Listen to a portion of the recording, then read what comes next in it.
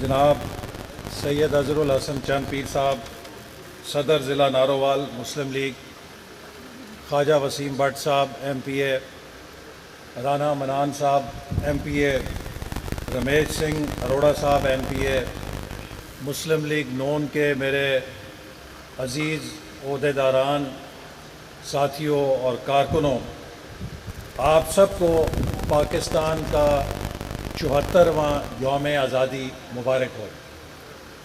میں آپ سب کا بےحد مشکور بھی ہوں کہ آپ سب نے فرداً میری صحت یابی کے لیے دعا کی، اور اللہ تعالیٰ کے فضل و کرم سے اور آپ کی دعاؤں سے مجھے دوبارہ صحت ملی، کرونا کی بیماری سے نجات ملی۔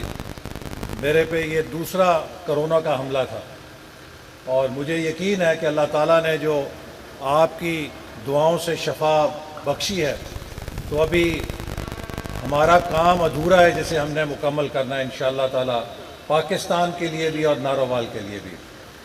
میرے بھائیوں، آج پورے ملک کے اندر اس کے باوجود کہ پاکستانی قوم دن رات 2 وقت روٹی کمانے کے لیے عاجز ہوئی ہے، مہنگائی نے غریب آدمی کی کمر توڑ کر رکھ دی ہے، لیکن گلی گلی، محلہ محلہ، نگر نگر، ہر پاکستانی بچہ، نوجوان پاکستان کا پرچم ہاتھ میں تھام کے یوم آزادی کی خوشیاں منا رہا ہے۔ یہ جذبہ کہ حالات کے نامساعد ہونے کے باوجود اسے پاکستان کے مستقبل پہ یقین ہے، اسے پاکستان کے دن پھرنے کا یقین ہے، یہی ہماری دولت ہے، یہی ہماری طاقت ہے۔ اور انشاءاللہ تعالی انہی جذبوں کے ساتھ ہم پاکستان کو اس کی منزل پہ پہنچانے کی اپنی جدوجہد کامیاب ہوتے دیکھیں گے انشاءاللہ تعالی۔ میرے بھائیوں اور بزرگوں، پاکستان اس لیے نہیں بنا تھا کہ اقوام عالم کے اندر ایک اور غریب، لٹا پٹا، کمزور، ناتوان ملک کھڑا کر دیا جائے۔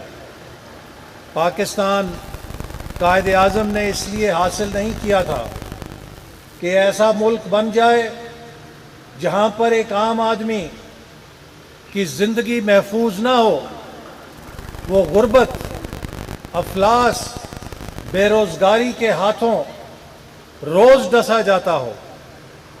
یہ ملک تو وہ جنت بننا تھی کہ جسے ہم نے دنیا کے سامنے اپنے آقا حضرت محمد مصطفیٰ صلی اللہ علیہ وسلم کے پیروکار ہونے کے حیثیت سے ایک مثالی جنت کے طور پہ پیش کرنا تھا۔ ایک ایسا ملک جس میں ہر شخص، ہر پاکستانی، چاہے وہ کسی بھی مذہب سے تعلق رکھے، کسی بھی زبان سے تعلق رکھے، کسی بھی نسل سے تعلق رکھے، اگر اس کی جیب میں پاکستان کا شناختی کارڈ ہے تو وہ خاندان پاکستان کا ایک خوبصورت پھول ہوگا۔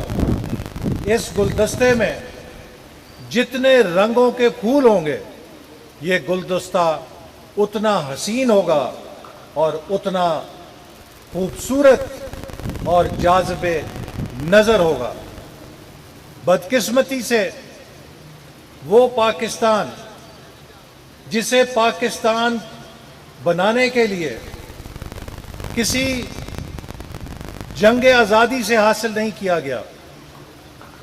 دنیا میں بہت سے ملک جنگ آزادی سے حاصل ہوئے ہیں، جہاں فوجوں نے جنگیں لڑی ہیں، توپوں سے جنگ لڑی گئی ہے، بندوقوں سے جنگ لڑی گئی ہے، یہ قائد اعظم کا کمال ہے تاریخ میں کہ قائد اعظم نے پاکستان کی جنگ کسی توپ سے، کسی بندوق سے، کسی گولی سے لڑ کر نہیں جیتی۔ قائد اعظم نے پاکستان کی جنگ ووٹ کی طاقت سے لڑ کر جیتی ہے، اور اس پاکستان کی جنگ آزادی کو کسی فوج نے نہیں لڑا تھا، اس کو غریبوں نے لڑا تھا، اس علاقے کے مظلوموں نے لڑا تھا۔ یہاں کے مسلمانوں نے بے وسیلہ ہونے کے باوجود، بے وسائل ہونے کے باوجود اپنے خالی ہاتھوں سے، اپنے جذبوں سے، اپنے لہو کے قربانی سے اس جنگ کو جیتا تھا۔ تو میرے بھائیوں، جو چیز جس بنیاد پہ کھڑی کی جاتی ہے، جو چیز جس بنیاد پہ حاصل کی جاتی ہے، وہ اسی بنیاد پہ کامیاب ہوتی ہے، وہ اسی بنیاد پہ مضبوط ہوتی ہے۔ پاکستان کی بنیاد میں کوئی توپ، کوئی گولہ نہیں ہے۔ پاکستان کی بنیاد میں ووٹ ہے، جس کے اوپر اس کی عمارت تعمیر ہوئی تھی۔ اور اگر یہ ووٹ کی طاقت مضبوط ہوگی تو پاکستان مضبوط ہوگا، اگر یہ ووٹ کی طاقت کمزور ہوگی تو پاکستان کی بنیاد کھوکھلی اور کمزور ہو جائے گی۔ آپ نے 1971 میں دیکھا کہ جب ووٹ کی طاقت کو تسلیم نہیں کیا گیا، ووٹ کو غیر مؤثر کیا گیا، تو پاکستان دو ٹکڑوں میں تقسیم ہو گیا۔ قائد اعظم کا وہ پاکستان جو ہمیں ایک مورچہ دے کر گئے تھے، ہم اس مورچے کا بھی دفاع نہیں کر سکے۔ میں یہ بات آپ کو بیان کر چکا ہوں کہ ایک دفعہ بلوچستان کے سینئر تحریک آزادی کے بزرگ مسلم لیگی عثمان جوگزئی صاحب نے بتایا کہ جب پاکستان بن گیا تو ہم قائد اعظم کو نوجوانوں کا وفد مبارکباد دینے گیا، تو قائد اعظم بہت خوشگوار موڈ میں تھے، لیکن جب ہم نے انہیں مبارکباد دی پاکستان کی تو وہ ایک دم سنجیدہ ہو گئے۔ انہوں نے کہا کہ آپ کو معلوم ہے کہ یہ وہ پاکستان نہیں جو ہم چاہتے تھے، ہمیں تو ایک مورچہ ملا ہے، ہم نے اس مورچے سے پاکستان کو حاصل کرنا ہے۔ لیکن آپ اندازہ فرمائیں کہ آج وہ مورچہ بھی ہمارے پاس پورا نہیں ہے، ہم 25 سال کے بعد آدھے مورچے کو بھی گنوا بیٹھے، اور یوں لگتا ہے کہ جو باقی ماندہ مورچہ ہے اس کے بھی پیچھے پڑے ہوئے ہیں کہ یہ کیوں بچ گیا ہے۔ آج میرے بھائیوں، 74 سال کے بعد پاکستان ایک فیصلہ کن موڑ پہ کھڑا ہے۔ یہ فیصلہ پاکستان کے عوام نے کرنا ہے کہ کیا آنے والا وقت بھی ہمارے پچھلے 74 سال جیسا ہوگا، یا ہمارا مستقبل ہمارے ماضی سے جدا ہوگا۔ اگر اس ملک کو ہم اپنی اگلی نسلوں کو ایک مضبوط، ایک خوشحال، ایک انصاف کا پاکستان بنا کے دینا چاہتے ہیں، ایسا پاکستان جہاں ہر غریب، ہر مظلوم، ہر محنت کش، ہر کسان نہ صرف اپنی قسمت بدلے بلکہ کوئی طاقتور کسی کمزور کے اوپر ہاتھ نہ اٹھا سکے، تو میرے بھائیوں، وہ صرف ایک راستہ ہے کہ غریب کے ہتھیار کو مضبوط کرو۔ غریب کا ہتھیار صرف ووٹ ہے، ووٹ طاقتور کا ہتھیار نہیں ہے، اس لیے کہ وزیر اعظم کا بھی ایک ووٹ ہے اور مزدور کا بھی ایک ووٹ ہے، ریڑھی لگانے والے کا بھی ایک ووٹ ہے اور ایک پلازے کے مالک کا بھی ایک ووٹ ہے، 100 ایکڑ یا 1000 ایکڑ کے زمیندار کا بھی ایک ووٹ ہے، اور جو اس کی زمینوں پہ پلے دار کام کرتا ہے اس کا بھی ایک ووٹ ہے۔ لہذا ووٹ غریب کی اصل طاقت ہے۔ اگر کسی ملک میں ووٹ محفوظ ہوگا، اگر کسی ملک میں ووٹ کی عزت ہوگی تو غریب کی طاقت کی عزت ہوگی، مظلوم کی طاقت کو تسلیم کیا جائے گا۔ لیکن اگر ووٹ کچلا جائے گا، ووٹ کو ردی کی ٹوکری میں پھینک دیا جائے گا، تو اس کے ساتھ غریب اور عوام کی قسمت کو بھی ردی کی ٹوکری میں پھینک دیا جائے گا۔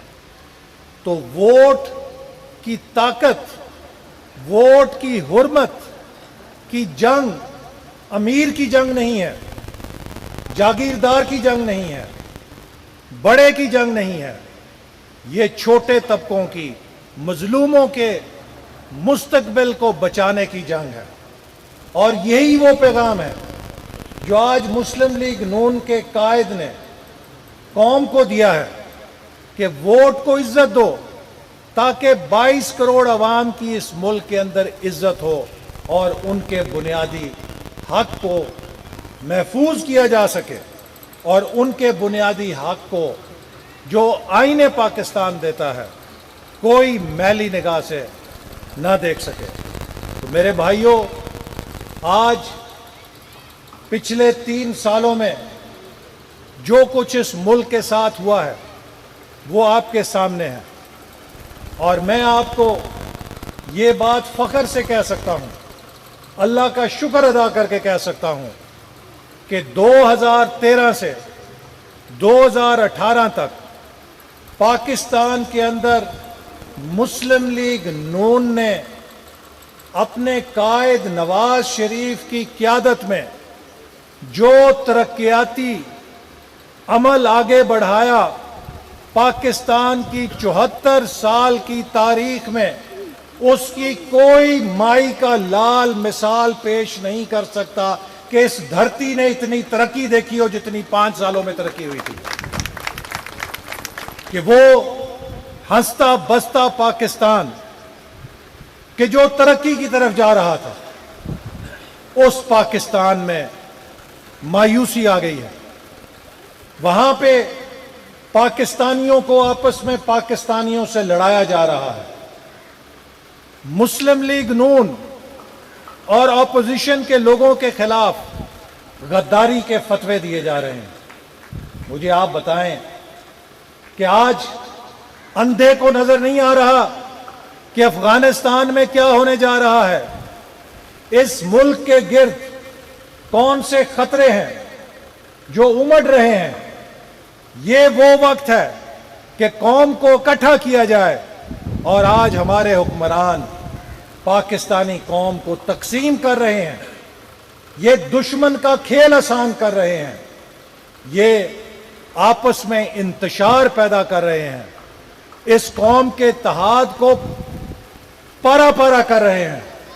تو مجھے بتائیں کہ کیا اس ملک کا یہ مقدر ہے کہ اس ملک کو اناڑیوں کے ہاتھ میں ہم دے کے اس کی بربادی پہ تماشائی بن جائیں؟ یا اگر ہم اس ملک کے بیٹے ہیں، ہم اس دھرتی سے پیار کرتے ہیں، تو ہم اپنے ملک کو بچانے کے لیے اپنی زندگی کا آخری قطرہ بھی خون کا داؤ پہ لگا دیں۔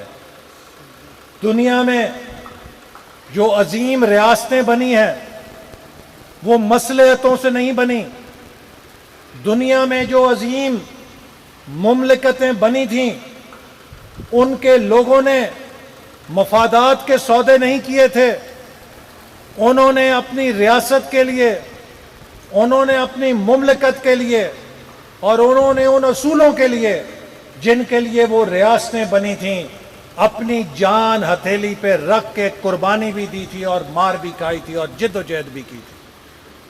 مجھے بتاؤ کہ مجھے اگر آج میں سیاست چھوڑ دوں تو کس چیز کی کمی پڑے گی؟ آپ سب کی مہربانی سے، آپ کی محبتوں سے آپ نے مجھے 6 دفعہ ووٹ دیے. ایک دفعہ مشرف نے زبردستی ہرایا، لیکن 5 دفعہ مجھے آپ کی قومی اسمبلی کی نشست کی نمائندگی کا شرف اور عزت آپ نے میرے سر کے اوپر رکھی. میں کبھی اس کو لٹا نہیں سکتا.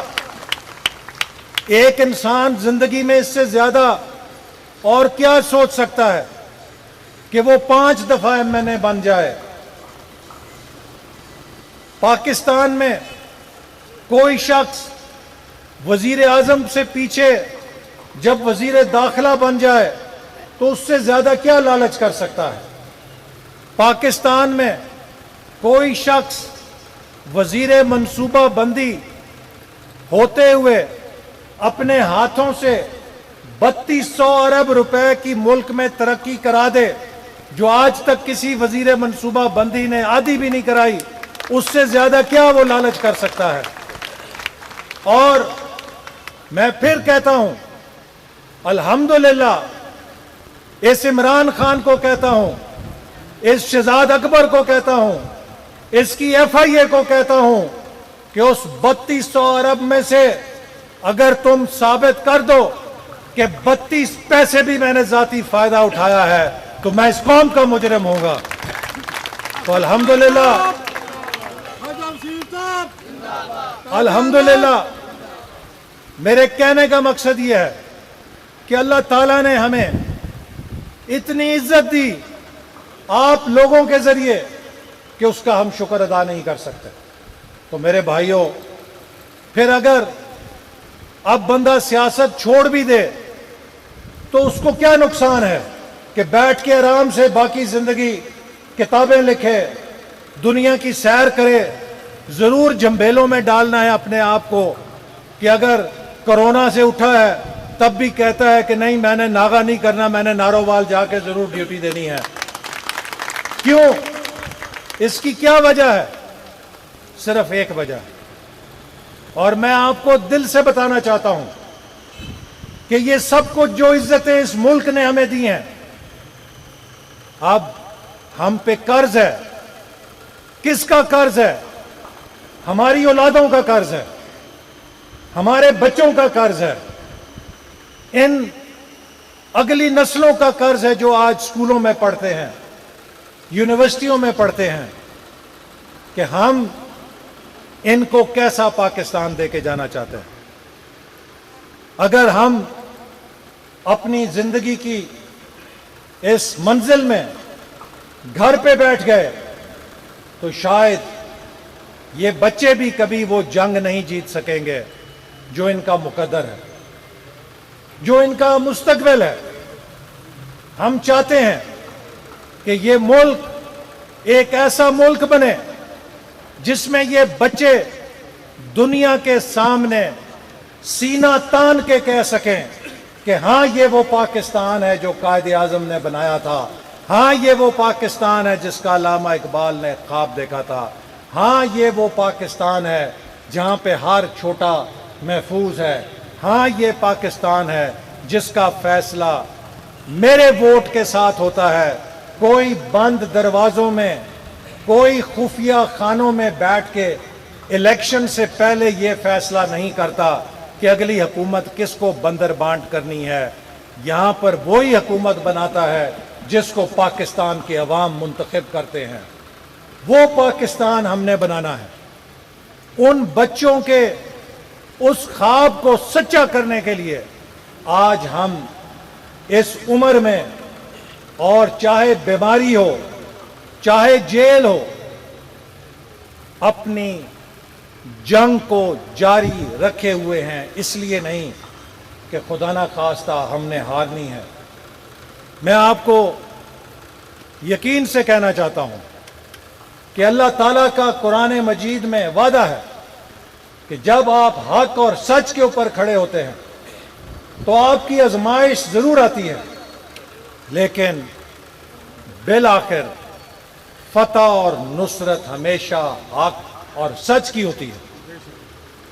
2002 میں مجھے بڑے لوگوں نے کہا، بڑے بڑے سمجھدار لوگ تھے، کہ نون لیگ کی سیاست ختم ہو گئی ہے، یہ تمہیں جیتنے نہیں دیں گے، تم نے اگر سیاست کرنی ہے تو چپ کر کے کاف لیگ کے اندر شامل ہو جاؤ، جون سا عہدہ کہو گے تمہیں مل جائے گا۔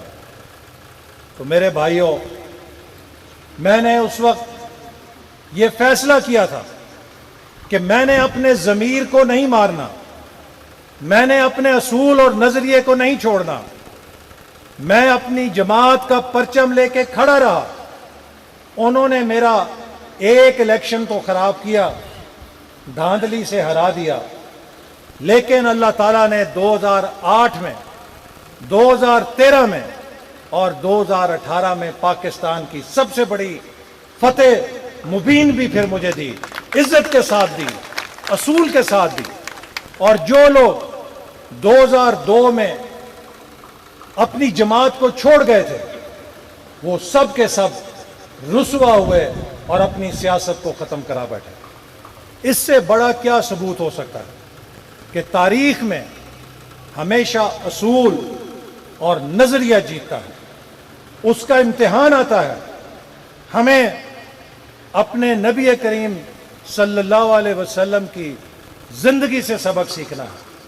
کون کون سی مشکلات کی گھاٹیوں سے آپ اور آپ کے صحابہ نہیں گزرے، لیکن بالآخر اللہ تعالیٰ نے انہیں سرخرو کیا۔ آج بدقسمتی سے ہمارے اوپر ایک ایسا ٹولہ مسلط ہے جس نے جھوٹ بول بول کے لوگوں میں نفرتیں پیدا کی ہیں۔ عمران خان نے ہمارے نوجوانوں کو ورغلایا ہے، ان کے ذہنوں میں زہر گھولا ہے اور ان کو جھوٹے خواب دکھائے، اور اس کے بعد اس ملک کے اندر سیاسی افراتفری پیدا کی تاکہ وہ حکومت جو کامیابی سے اس ملک کو منزل کی طرف لے کر جا رہی تھی، اس کو راستے سے ہٹایا جا سکے۔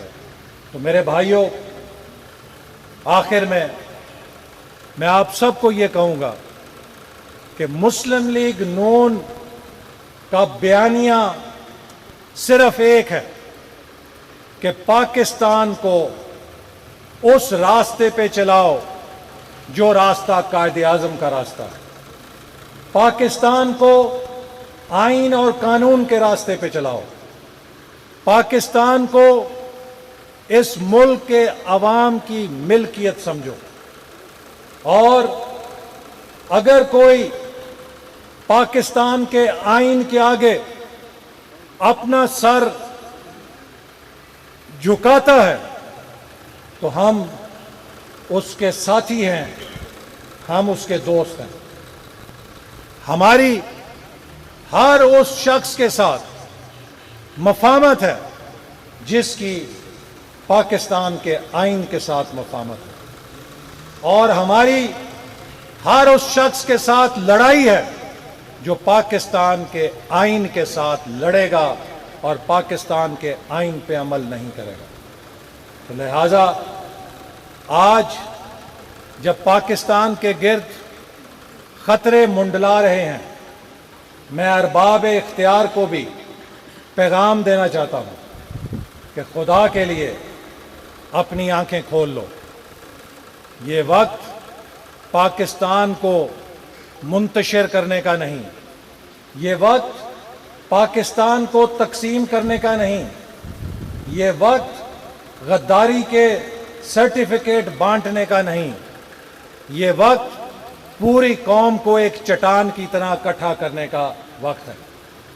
آج پاکستان کے جرنیلوں کو، پاکستان کے ججوں کو، پاکستان کے سیاستدانوں کو اور پاکستان کے بیوروکریٹس کو پاکستان کے آئین کی حرمت کے اوپر اکٹھا ہونے کی ضرورت ہے۔ سب کو پاکستان کے آئین کے مطابق اس ریاست کو مضبوط کرنے کی ضرورت ہے۔ اگر یہ کام نہ کیا تو پھر خدا نہ خواستہ تاریخ ہمیں کبھی معاف نہیں کرے گی، اور ایسے حکمرانوں سے نجات کی ضرورت ہے کہ جن کو یہ نہیں پتا کہ جرمنی اور جاپان ہمسایہ ہیں یا کدھر ان کا جغرافیہ ہے۔ ہمارے ملک کے اندر آگ لگی ہوئی ہے، افغانستان جل رہا ہے اور پاکستان بدترین سفارتی تنہائی میں دھکیل دیا گیا ہے۔ کبھی یہ ذلت اور یہ رسوائی نہیں دیکھی تھی کہ ہماری حکومت دنیا میں اشتہار لگا رہی ہو اور جی صدر بائیڈن فون نہیں کردا پیا سانو، اللہ دا واسطہ ایک فون کال دا سوال ہے بابا۔ یہ ایٹمی پاکستان ہے اور قومی اسمبلی میں کھڑا ہو کر کہتا بے شرم کہ میں نے 5 دفعہ فون کیا، مودی میرا فون نہیں اٹھاتا ہے۔ بھائی بائیڈن کو بھی تیری حقیقت پتہ ہے، مودی کو بھی تیری حقیقت پتہ ہے کہ تو وزیر اعظم نہیں ہے، تو سلیکٹڈ ہے۔ دنیا میں کوئی سلیکٹڈ کے وجہ فون نہیں سنتا۔ تو آج ہم ایک طرف بدترین سفارتی تنہائی میں ہیں اور یہ دیکھیں وہ اناڑی کیا کر رہا ہے، لال سوہنرا جا کے درخت لگا رہا ہے شجرکاری کے۔ اور بھئی یہ شجرکاری تو ہر سال ہوتی ہے، تمہیں تو چاہیے تھا کہ اس وقت بیرونی دورے کر رہے ہوتے، پاکستان کے دوست ملکوں کے ساتھ بیٹھے ہوتے، کوئی لائحہ عمل بنا رہے ہوتے، لیکن وہ کہتے ہیں کہ جب نالائق اور اناڑی ہوگا تو وہ وہی کرے گا جو ساری زندگی اس نے کیا ہے۔ اس نے ساری زندگی چندے اکٹھے کیے ہیں۔ اس سے خیراتی کام تو لیا جا سکتا ہے، ملک چلانے کا کام اس کے بس کی بات نہیں ہے۔ تو میرے بھائیوں، باتیں بہت تھیں لیکن چونکہ مجھے ابھی وہ پوری صحت یابی بھی نہیں ہوئی، لیکن میں کیا رونا رہوں کہ نارووال کا کیا انجام ہو گیا ہے۔ ہم نے 3 سالوں میں یونیورسٹی آف نارووال کی بہترین عمارت بنا دی۔ یہ 3 سالوں کے اندر اس کے راستے نہیں بنا سکے۔ آج بھی بارش ہوتی ہے تو بچیاں کیچڑ میں اور گارے میں گرتی ہوئی جاتی ہیں۔ ہم نے 3 سالوں میں آپ کا بہترین اسٹیشن بنا دیا۔ یہ 3 سالوں میں نالائق اس کی 50 دکانیں نیلام نہیں کر سکے جس سے کروڑوں روپے کا ریلوے کو آمدنی ہو جانے کی۔ ہم نے 3 سالوں میں نارووال سپورٹ سٹی کھڑی کر دی۔ اگر اس کو برباد نہ کیا جاتا تو آج شاید وہ ارشد ندیم پاکستان کا جو ایتھلیٹ تھا وہ اولمپک میں یہاں تربیت کرتا تو میڈل ہی لے کر آ جاتا۔ ہو سکتا ہے کہ اور بھی ہمارے نوجوان اس سپورٹ سٹی میں تربیت لیتے تو وہ اولمپک کے میڈل جیت کے پاکستان کے لیے آ جاتے۔ اس کو بھی برباد کر کے بھوت بنگلہ بنا دیا۔ 3 سال ہو گئے ہیں، کینسر ہسپتال کی عمارت تیار کھڑی ہے، لیکن ان لٹیروں اور چوروں نے جو اپنا کینسر کے نام پہ چندہ اکٹھا کرنے کا منصوبہ شروع کر رکھا ہے، اس کے لیے اس کینسر ہسپتال کو بند رکھا ہوا ہے، تالے لگائے ہوئے ہیں، کیونکہ وہ چل گیا تو ہم پیسے کہاں سے اکٹھے کریں گے۔ یہ ہے ان کی کارکردگی، یہ ہے جس پہ خون کے آنسو دل روتا ہے کہ بھئی یہ منصوبے آسن اقبال کے ذاتی منصوبے نہیں تھے، پاکستان کے لوگوں کے منصوبے تھے، نارووال کے لوگوں کے منصوبے تھے۔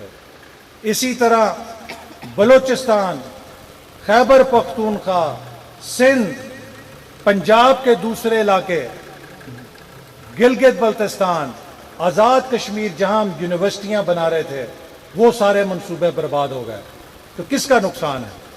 تو میرے بھائیوں، آئیے دعا کریں کہ اللہ تعالیٰ ہمیں اس یوم آزادی پہ اس ملک کے ان مقاصد کو حاصل کرنے کے لیے اس تاریخی جد و جہد میں جو ہمارے قائد کی قیادت میں ہم کر رہے ہیں کامیاب کرے، سرخرو کرے، اور ہم اپنی زندگی میں پاکستان کو حقیقی معنوں میں سچا پاکستان بنتے ہوئے دیکھ سکیں۔ ہمارے قائد جناب نواز شریف صاحب کو اللہ تعالیٰ صحت عطا فرمائے، لمبی عمر عطا فرمائے، اور میں آپ سب کا شکر گزار ہوں. مجھے آپ پہ فخر ہے کہ آپ سب اس قافلے میں سینہ نکال کے کھڑے ہیں. کسی کی نظر نیچی نہیں ہے. جھوٹے پرچے ہو رہے ہیں, آپ کے کاروبار سیل ہو رہے ہیں, آپ کو روزانہ دھمکیاں دی جاتی ہیں, لیکن ابھی اس دھرتی پہ کوئی مائی کا لال پیدا نہیں ہوا جو کسی میرے مسلم لیگ نون کے کارکن کو, شیر کو لوٹا بنا سکے. یہ سارے شیر ہیں انشاءاللہ تعالی. انہوں نے مشرف کو بھی دوڑایا تھا اور یہ عمران کو اور اس ٹولوں کو بھی انشاءاللہ تعالی دوڑائیں گے. پاکستان زندہ باد.